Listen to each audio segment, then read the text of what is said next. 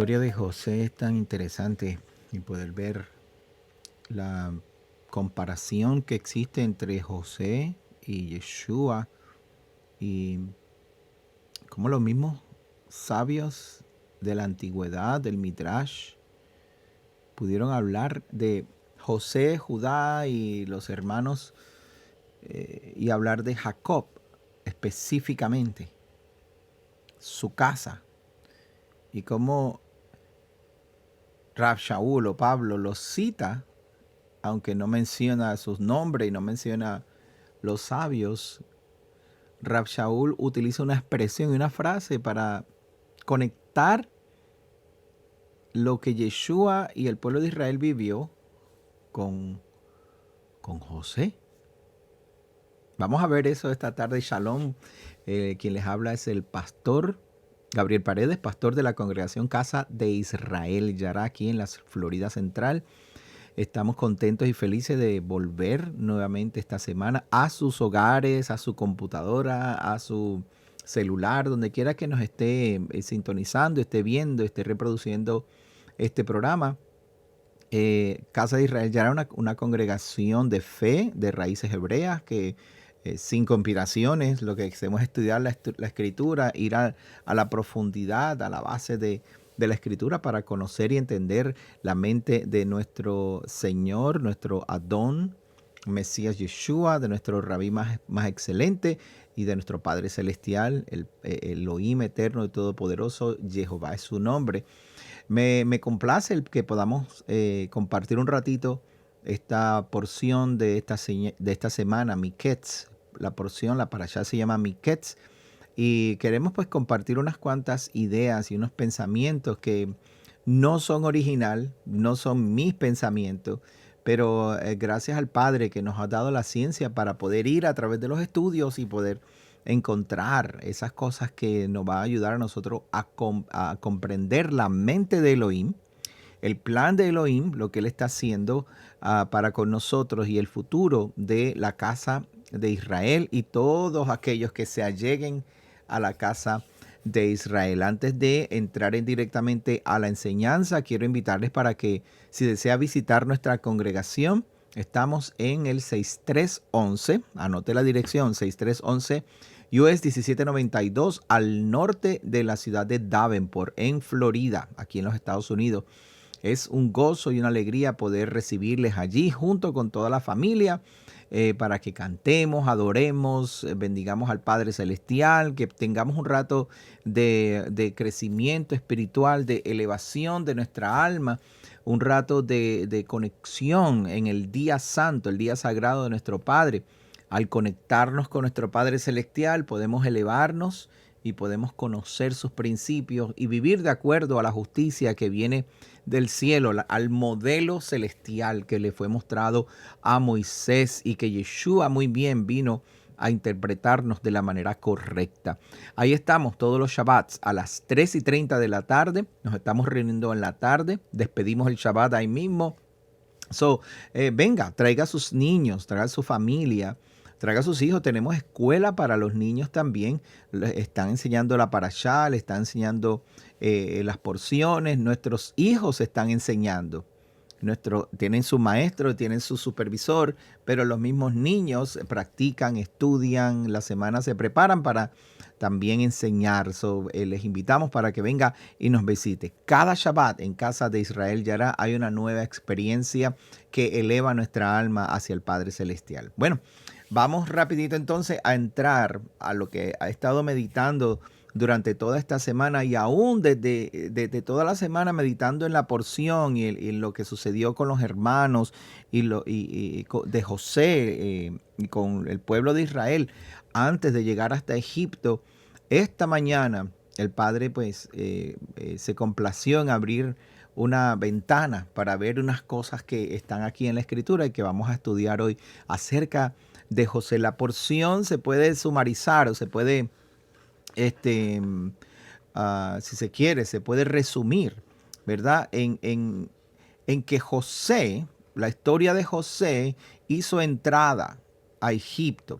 Ya José pues fue entregado por sus hermanos desde el capítulo 36 y 37, José fue vendido por sus hermanos a los madianitas, ¿verdad?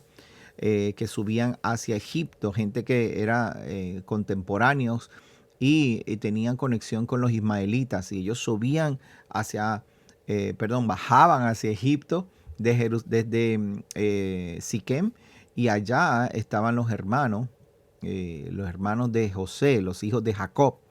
Estaba Judá, Rubén, Simeón, Isaacar, Leví, Gad, Asher.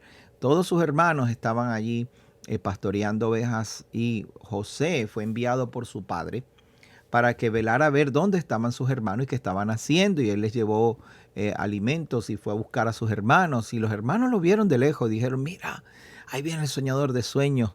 Y nosotros pues tratamos de compartir lo mejor que pudimos la conexión entre este José que fue mirado desde lejos y con Yeshua, nuestro Mesías, el cual vino como siervo sufriente. Los mismos sabios de Israel saben que el Mesías viene primero como siervo sufriente.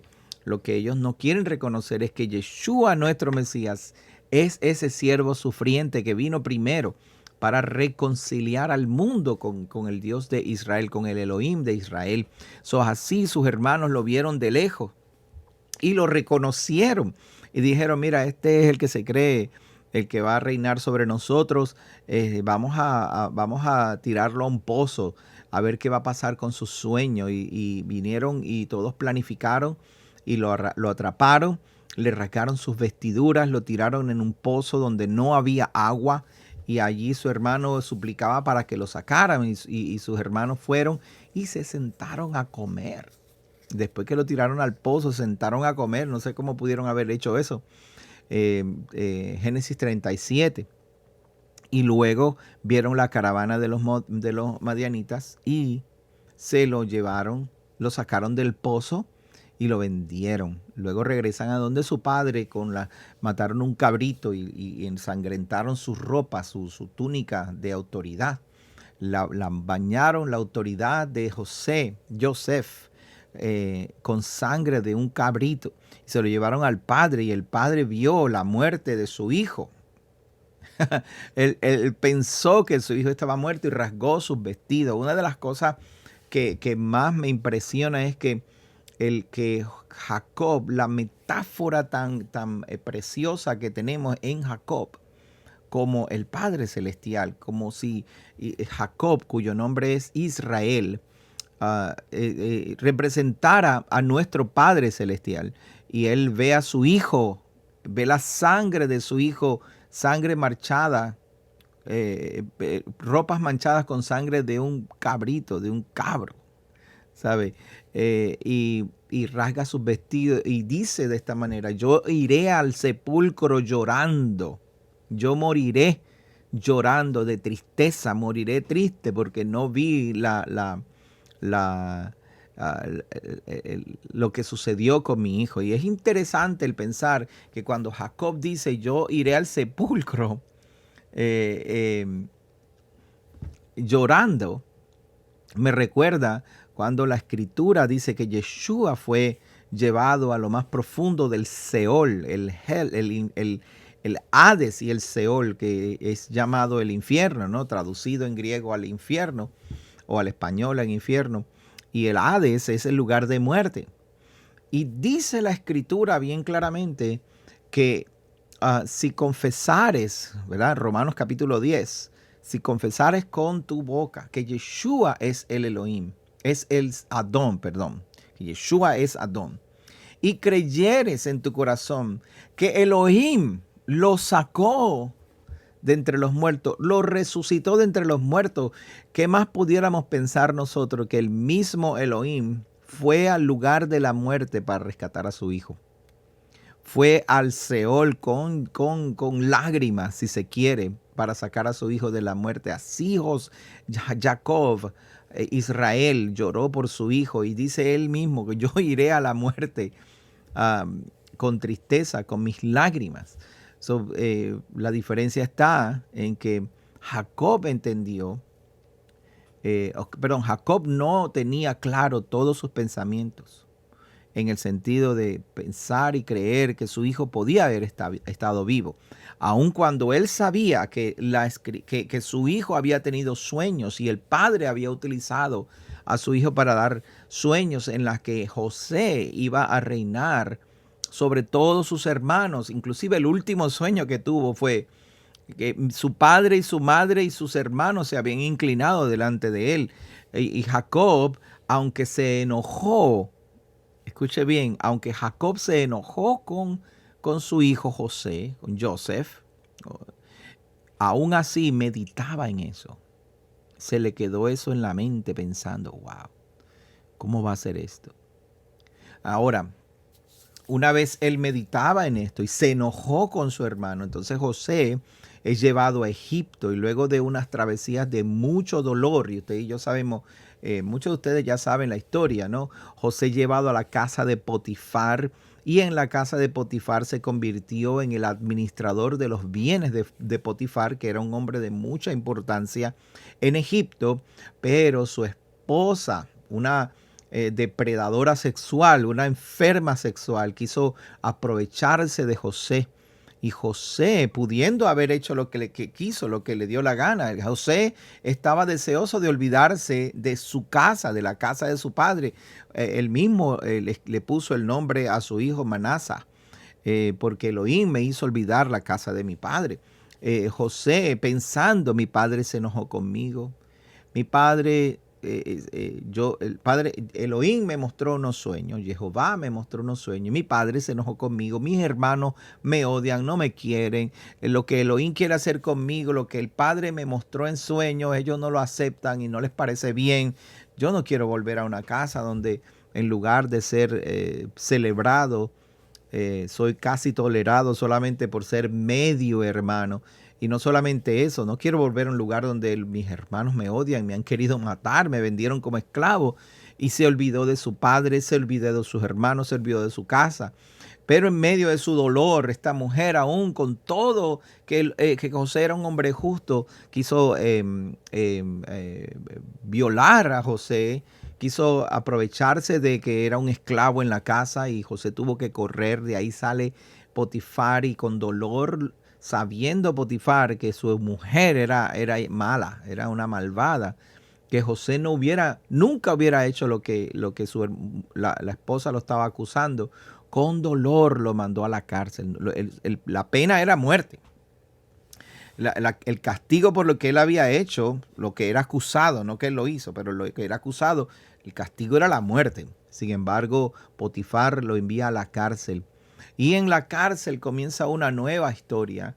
La cárcel, él se convierte en el administrador de la cárcel, se convierte el segundo en mando en la cárcel. Ahí el dueño, el jefe de la cárcel confía plenamente en él. Y allí el padre le muestra nuevos sueños y le da una nueva oportunidad.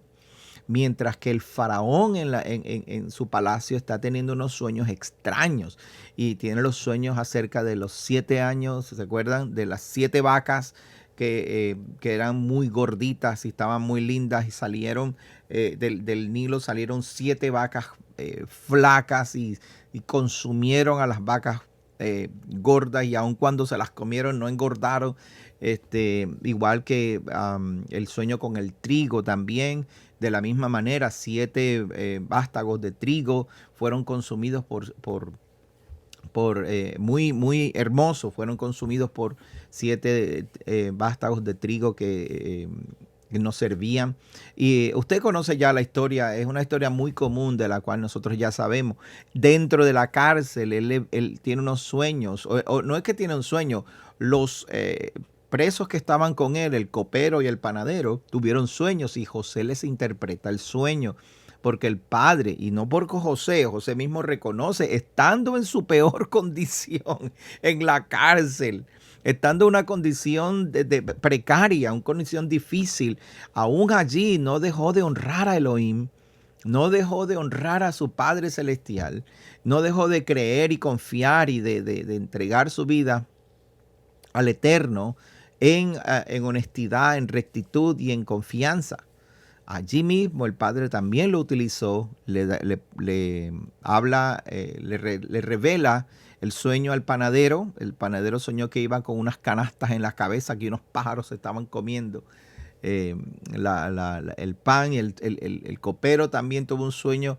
Entonces el copero vive. José le dice al panadero, hoy te van a buscar y te vas a morir, mientras que le dijo al copero, a ti te van a restaurar a tu posición, pero por favor, cuando llegues ahí no te olvides de mí.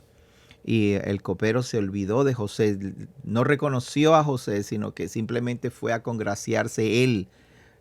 Utilizó lo que Elohim le había dado a José para su beneficio, y entonces abusó de ese beneficio, olvidándose de que fue Elohim el que le dio la oportunidad de ser librado, y se olvidó de José, y José quedó en la cárcel. Pero el faraón tiene este sueño, y cuando el faraón tiene el sueño, el copero se acuerda de que, oye, ahí en la cárcel hay uno que me reveló que me iban a restaurar y a aquel lo iban a matar.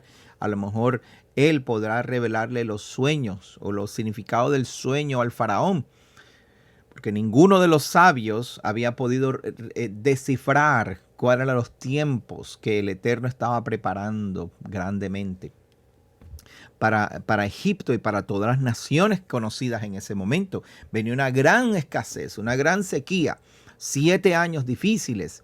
Nadie pudo revelar lo que venía pasando. En Egipto nadie puede entender el mensaje de Elohim. En Egipto no se entiende.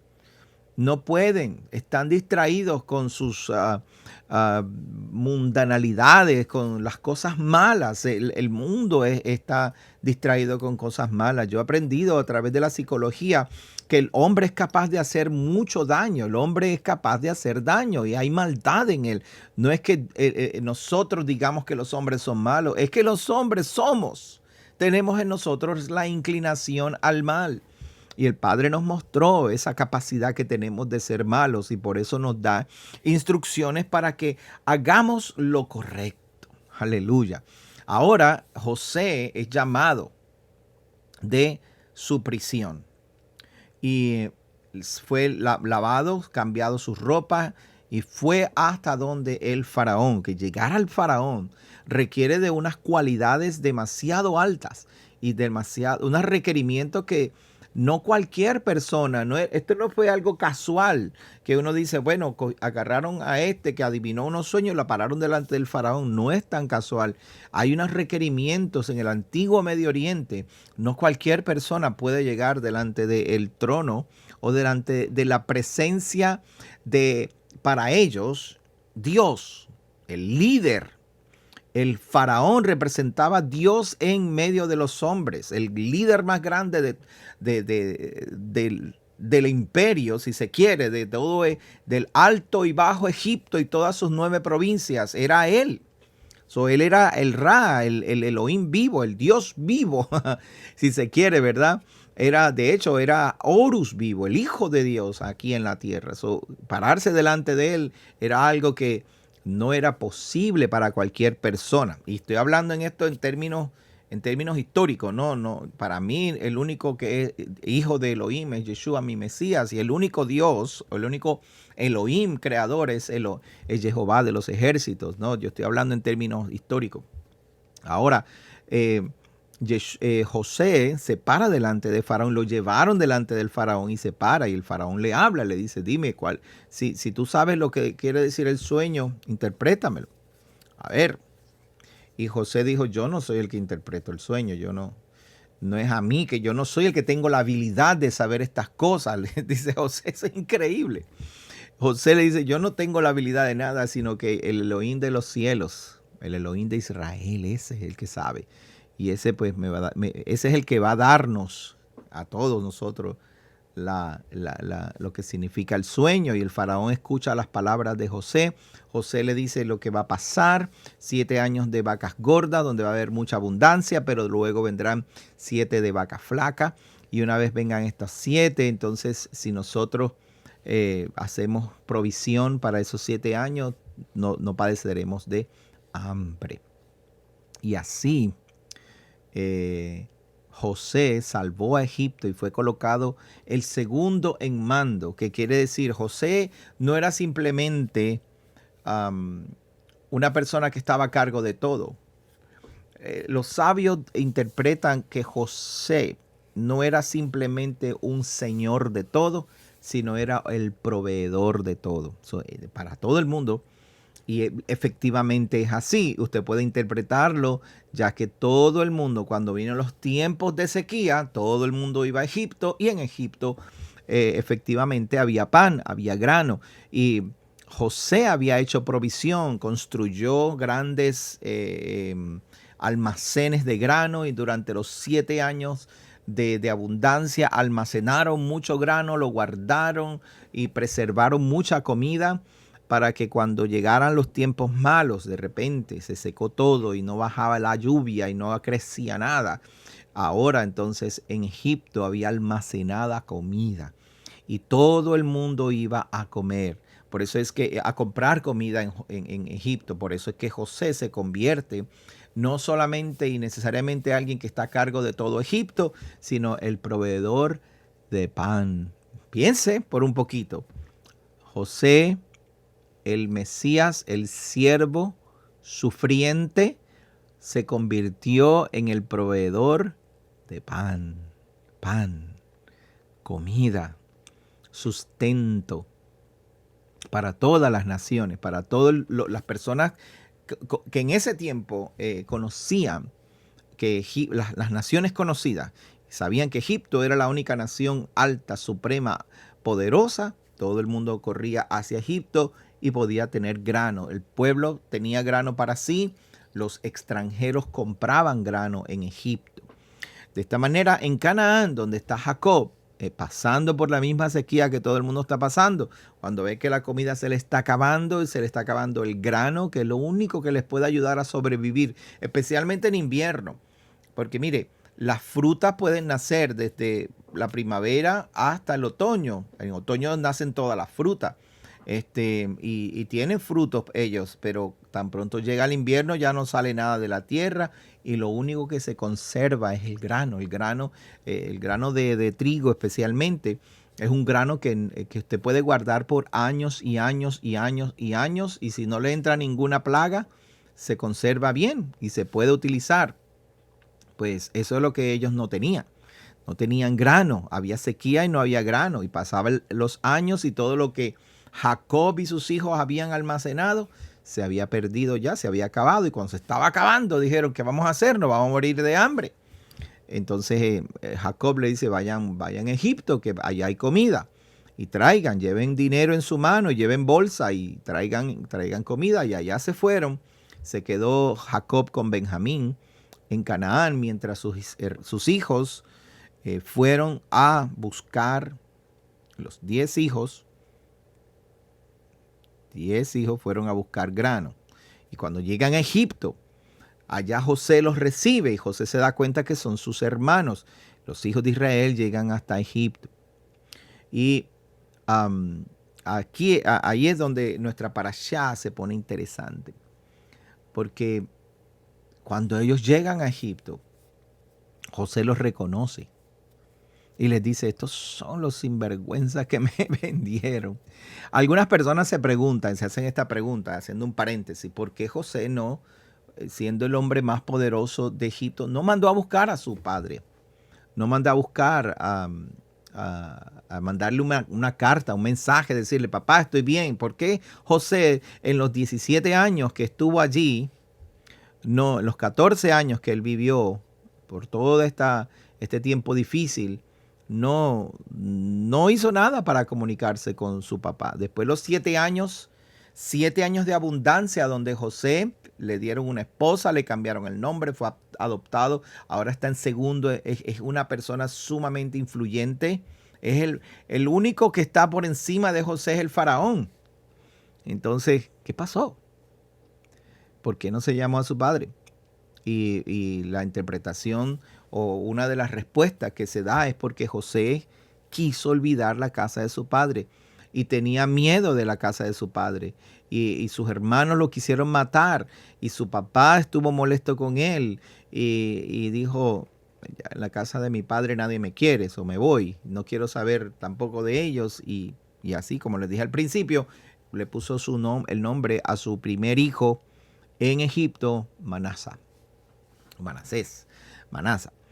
Ahora, su segundo hijo se llama Efraín. ¿Por qué su segundo hijo se llama Efraín? Porque yo me olvidé de la casa de mi padre y Elohim me hizo prosperar a mí. La bendición, la prosperidad, la abundancia me la dio Elohim a mí. Y por eso se llama Efraín, que se llama superabundancia o prosperidad. De hecho, significa superabundancia o mucha abundancia.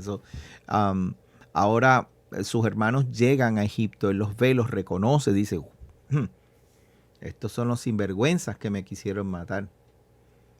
Déjame ver qué se las trae, qué es lo que ellos se traen. Entonces, ahí es donde comienza nuestra porción.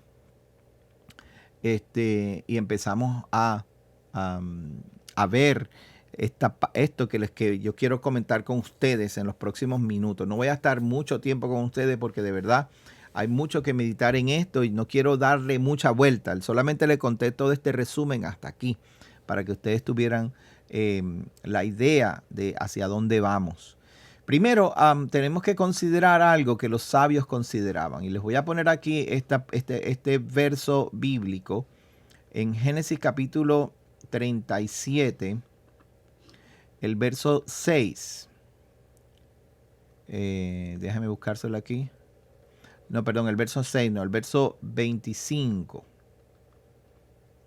Génesis 37, verso 25. ¿Ok? Mire lo que dice este verso. Y se sentaron a comer pan cuando los hermanos de José lo enviaron lo tiraron al foso, perdón. Los hermanos de José lo tiraron al foso. Después de haberlo tirado al foso, mira lo que dice aquí. En el verso 23, sucedió pues que cuando llegó José a sus hermanos, ellos le quitaron a José su túnica, la túnica de colores que tenía sobre sí, y le tomaron y le echaron en cisterna, pero la cisterna estaba vacía y no había en ella agua. Se sentaron a comer pan y alzando sus ojos miraron que una compañía de ismaelitas venía de Galaad y sus camellos traían aromas, bálsamo, mirra e iban a llevarlo a Egipto. La porción, la parte interesante es esta. Se sentaron a comer pan. Se sentaron a comer pan. Se dice ekal lehem. ¿Ok? Ekal lehem. Ekal lehem, así se dice en hebreo. Lehem es pan, el pan, y ekal es sentarse, ¿no? Eso es lo que dice en la escritura allí. Pero si buscamos bien, sentarse a comer significa, perdón, ekal lo que significa es comer pan. Cuando ellos se sientan, toman esa palabra de sentarse, se dice vayesbu, sentarse. Eso implica que ellos, como quien se muda a vivir en un lugar, me asenté a no simplemente tomar asiento, sino me quedé meditando, me asenté, me quedé a vivir en ese lugar comiendo el pan. ¿Ok? La controversia, si se quiere, o la meditación que ocurre cuando viene esto es lo que está alrededor de ellos. Fíjense bien, ellos toman a su hermano, le quitan sus ropas y lo tiran a un pozo y después se sientan a comer. ¿Quién puede sentarse a comer así simplemente después de haber hecho una maldad como esta con su hermano? Claro, una persona que tiene maldad en su corazón es la única persona que puede pensar, aquí no hay ningún problema, yo hago esto y y me siento y no tiene escrúpulo, no tiene pensamiento de que, wow, lo que hice estuvo mal, lo que hice estuvo duro, ¿cómo es posible que yo tenga un corazón tan difícil de manejar, verdad? Y ellos hicieron eso. Me recuerda claramente el día que Yeshua fue entregado al madero. El Yeshua fue entregado primero. Los guardias del templo tomaron a Yeshua y lo llevaron ante Caifás y lo llevaron ante los líderes en una corte en la noche, cuando nunca se reunían las cortes de noche. Y esta corte representaba al pueblo de Israel. Definitivamente representaba al pueblo de Israel. No eran simplemente porque eran corruptos, no representaban al pueblo. Desafortunadamente, amados hermanos, cuando nosotros pensamos en un Sanedrín, cuando un Sanedrín es malo, aunque sea malo, representa al pueblo. El pueblo puede querer lo mejor y decir, no, yo no quiero lo que tú estás haciendo, pero desafortunadamente su pecado trae consecuencias al pueblo. Malaquías capítulo 1, 2, 3. Los 3 capítulos de Malaquías hablan exactamente de eso. La nación entera me ha robado. Vosotros han pecado. ¿Pero por qué hemos pecado? ¿Qué es lo que hemos hecho? No, en vuestros diezmos y vuestras ofrendas han pecado. Maldición, malditos sois con maldición. Es verdad, Malaquías capítulo 3. Vosotros me han robado. ¿En qué te hemos robado? En vuestros diezmos y ofrendas. Porque dicen que la perniquebrada y la tuerta y la oveja fea me la traen y todo está bien, como si no fuera nada. Y el pueblo, ustedes no le dicen nada al pueblo. Y los culpables son los levitas. El capítulo 2 dice, ¿por qué nosotros somos culpables? Y él dice, porque el pueblo viene a donde ustedes a buscar la ley. Es a donde ustedes que el pueblo necesita venir para aprender. En el tiempo en que Yeshua fue juzgado injustamente, ellos estaban en representación del pueblo. Y ellos en su pecado trajeron maldición al pueblo, pero algo importante ocurrió. Algo sumamente importante ocurrió y se los voy a mostrar aquí en la escritura para que ustedes tengan idea. Mire aquí. En Juan, vamos a ir al libro de Juan. Conmigo, todos ustedes, busquen su Biblia también, por favor. Mire, el libro de Juan, capítulo 11, vea conmigo. Capítulo 11. Espero que lo esté viendo ahí, versos 50. Tenemos que leerlo en contexto, obviamente.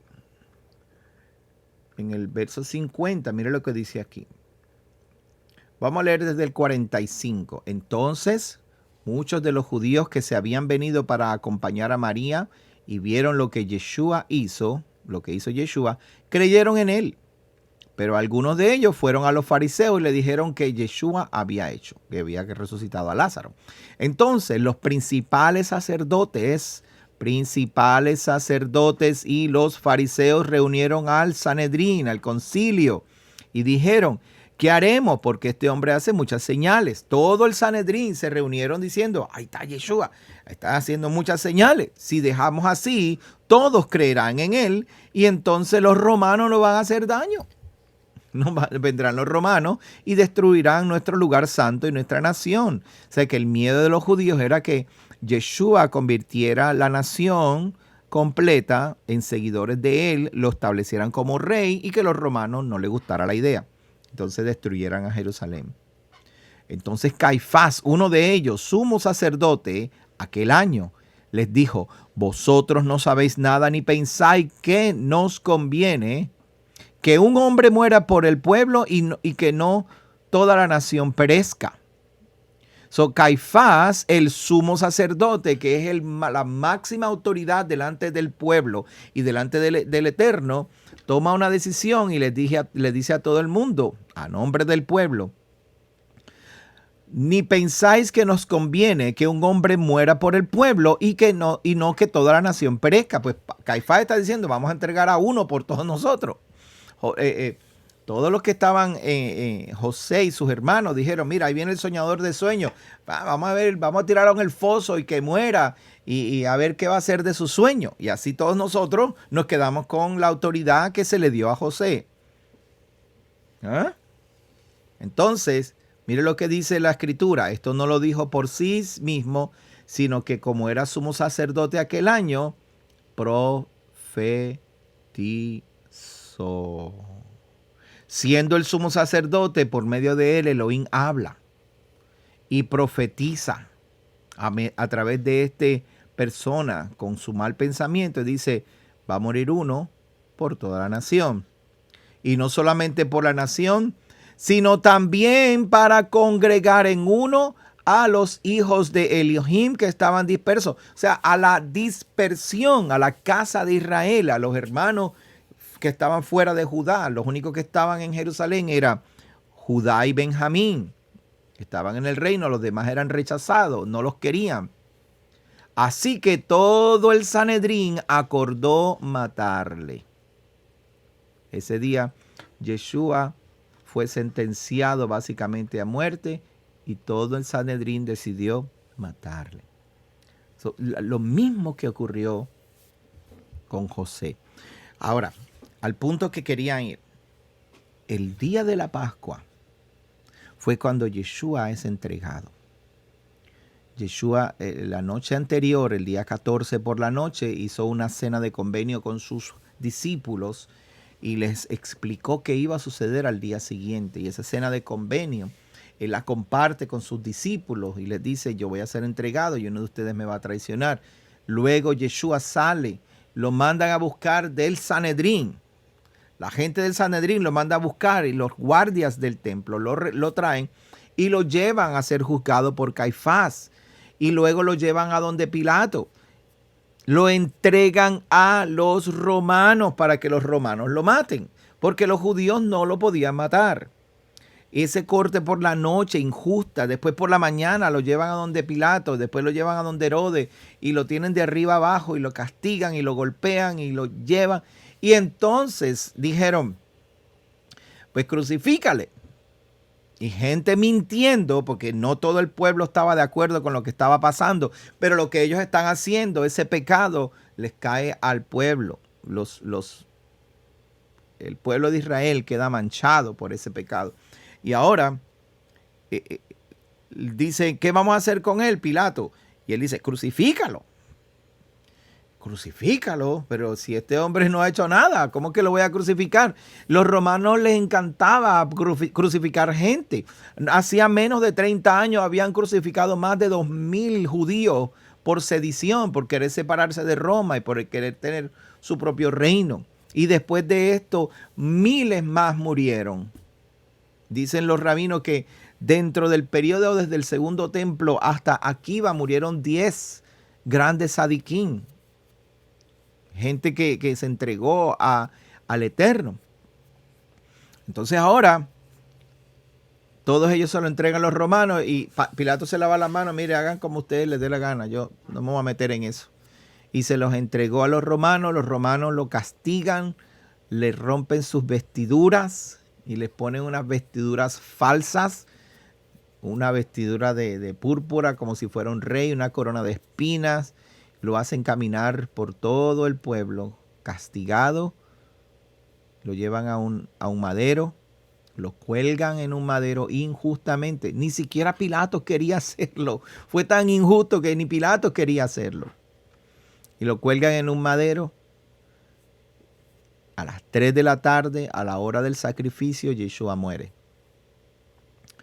La hora del sacrificio de las 3 de la tarde, hay 250,000 sacrificios realizándose en el templo. No estamos hablando de que esto fue como el único evento que ocurrió ese día, es el día de la Pascua.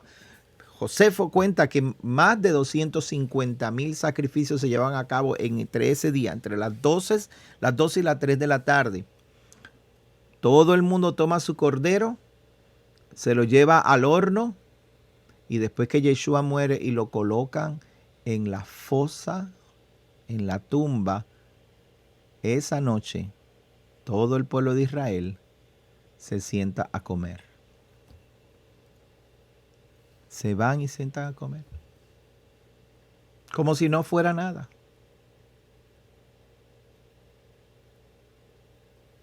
Lo mismo que le pasó a José. Pero Elohim que es justo, que es bueno, no dejó a su hijo ni a su alma en el Seol para siempre. Lo levantó. Y esa gran redención estamos nosotros por verla.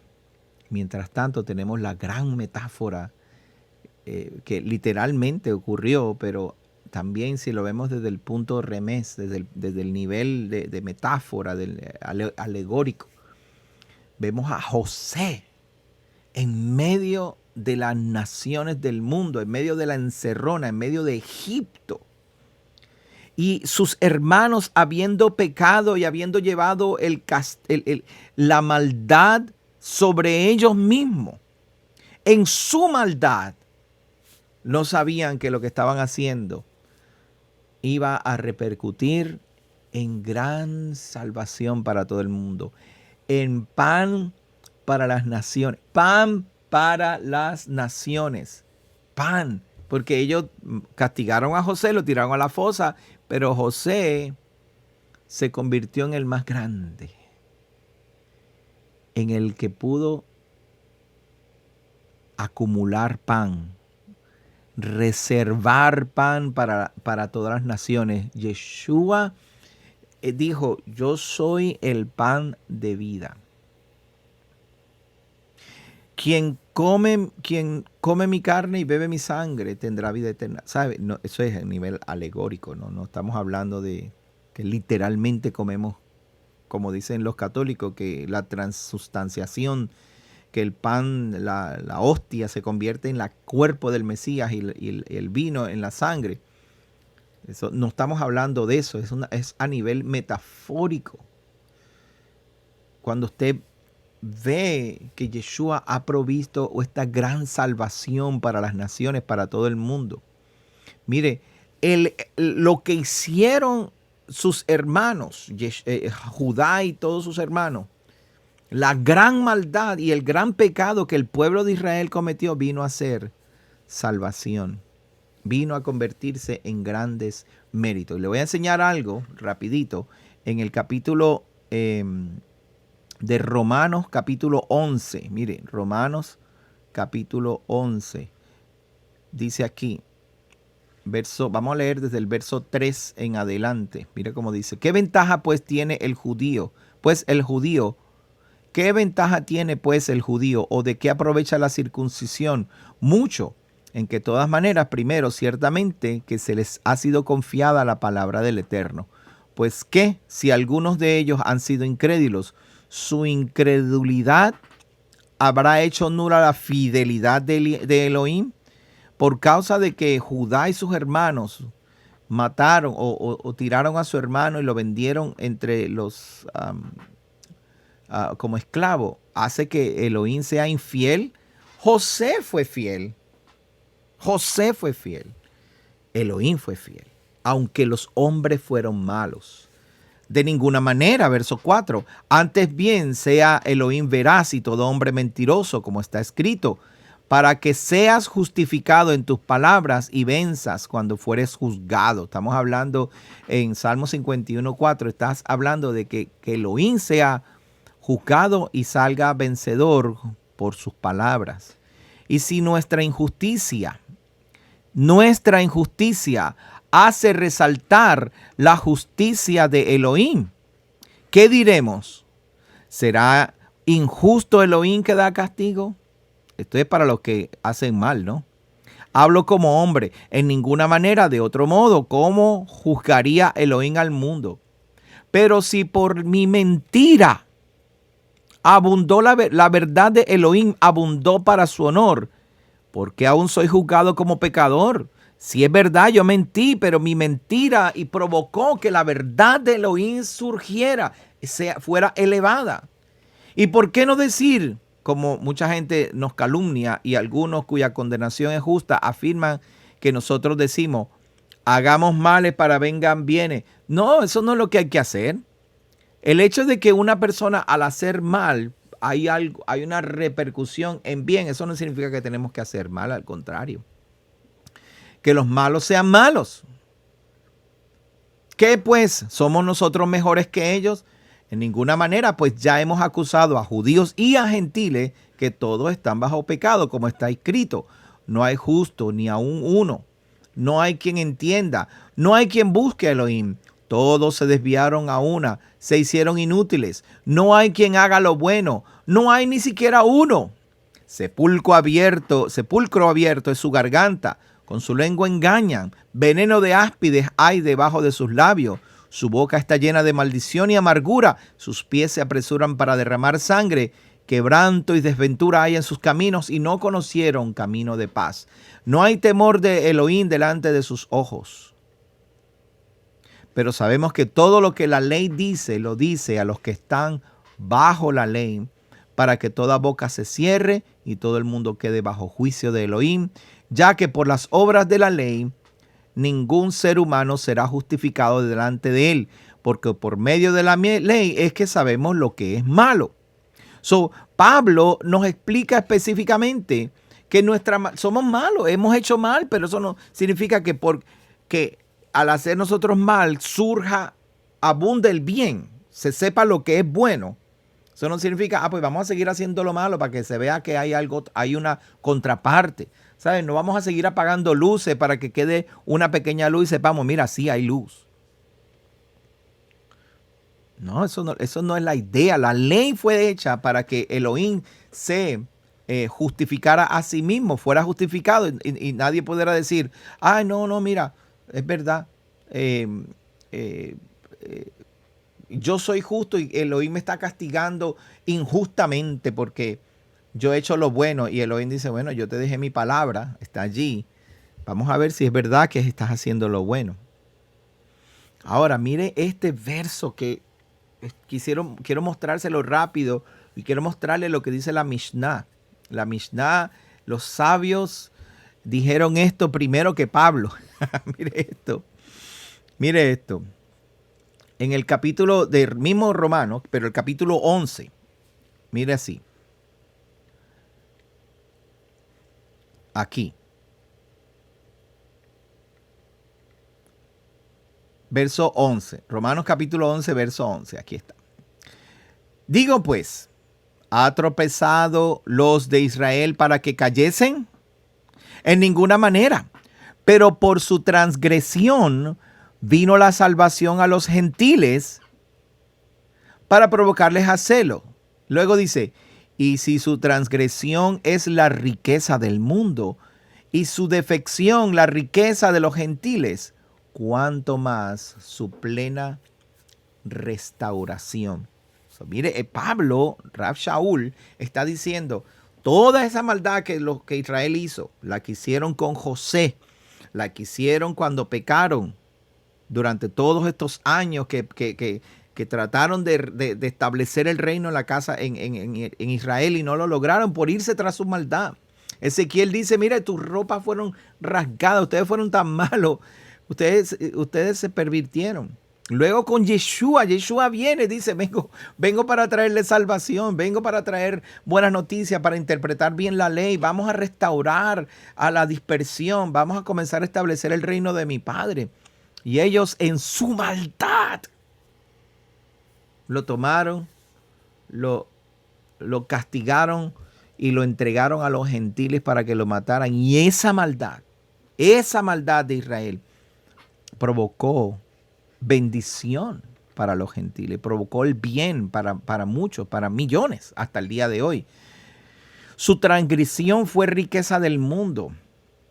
Su defección fue riqueza a los gentiles, pan para el mundo, pan para los gentiles. Una esperanza se nos ha dado a todos nosotros. Ahora, ¿cuánto más su plena restauración? Si Israel haciendo lo malo logró esto, imagínense si Israel se tornara a vivir y hacer lo que hizo José. Le voy a enseñar lo que dice en la Mishnah. Esto se llama Midrash. Pedro, yo dije Mishnah ahorita, él es Midrash. El Midrash Tahumá, acerca de Kititza, dice, el rabí Judá, hijo de Shalom, dijo, este es un caso notable de muchos sentados juntos en unidad, con un solo pensamiento en mente, para vender a José. Sin embargo, José alimentó al mundo durante 7 años a través de 2 hambrunas. Si a pesar de su pecado pudiera alimentar al mundo y hacer que perdiera, si el pecado de Israel, de los hermanos de José, provocaron que el mundo fuera alimentado, ¿verdad?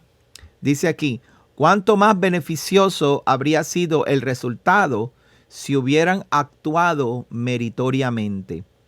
Del mismo modo, observen lo que le sucedió a las tribus en Shehalim cuando se les permitió expiar el incidente del becerro de oro.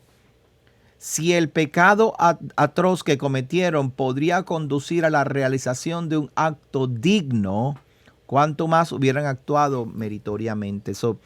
En el mismo Midrash Tahumá, los sabios ya habían dicho, si el pecado de haber vendido a su hermano provocó que el mundo fuera alimentado, cuánto más sus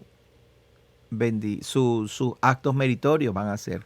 Pablo lo dice de esta manera, si la transgresión de Israel al matar a Yeshua, ¿verdad?, entregarlo a los gentiles para que los romanos lo mataran, fue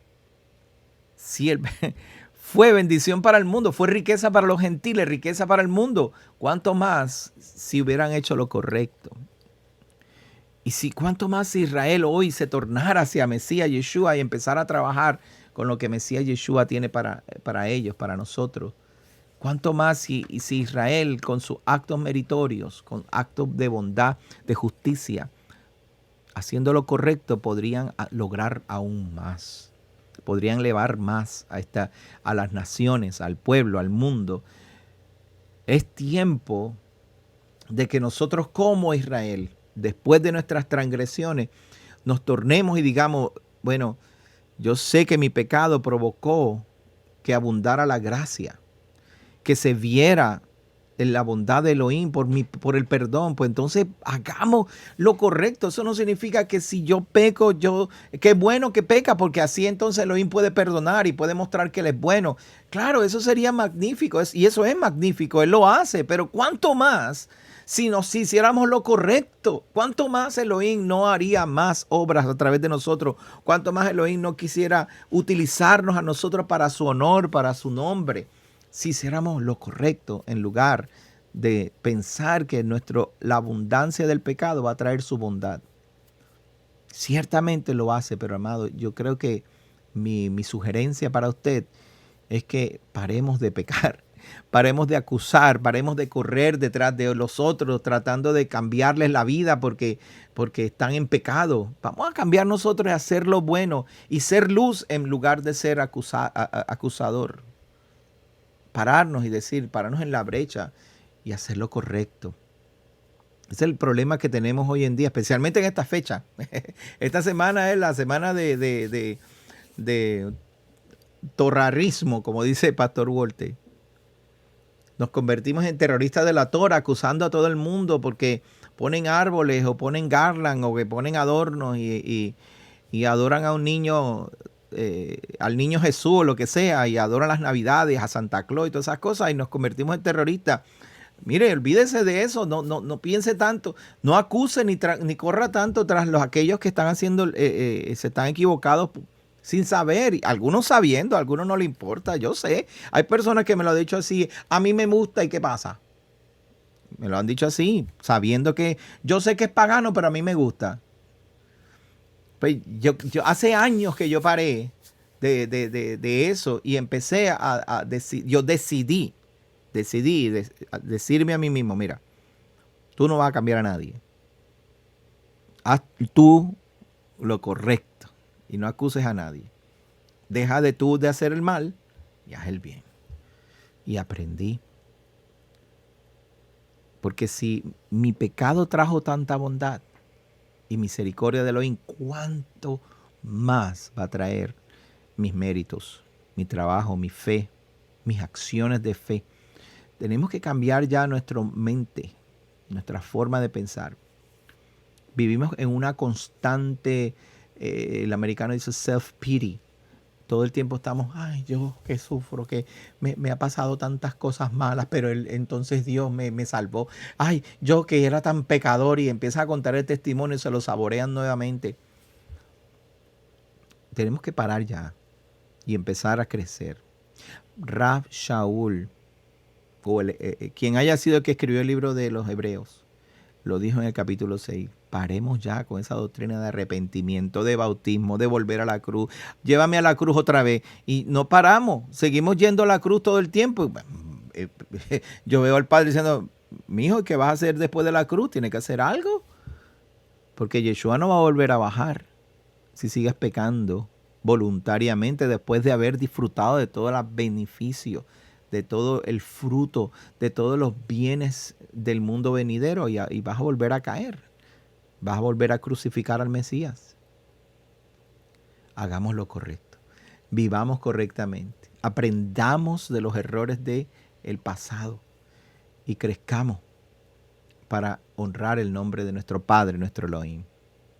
Gracias por estar conmigo en esta noche, en esta tarde, en la mañana, a la hora que haya visto el mensaje. Espero que lo haya disfrutado, que hayamos aprendido juntos. Por favor, envíeme su comentario. Hay muchos que pusen comentarios ahí. Me gusta cuando por lo menos me saludan y eso. Pero también, si tiene algunas dudas, algunas preguntas o quiere añadir a nuestro mensaje, pues háganoslo saber, porque aquí estamos para que juntos crezcamos. Recuerde, somos Casa de Israel Yará, aquí en la Florida Central. Nuestros servicios son los sábados a las 3:30 de la tarde. Nuestra dirección es 6311 US 1792 al norte de la ciudad de Davenport, en la Florida, 33896. Gracias por estar conmigo. Que el Padre les bendiga y les guarde, y nos veremos la próxima semana. Shalom.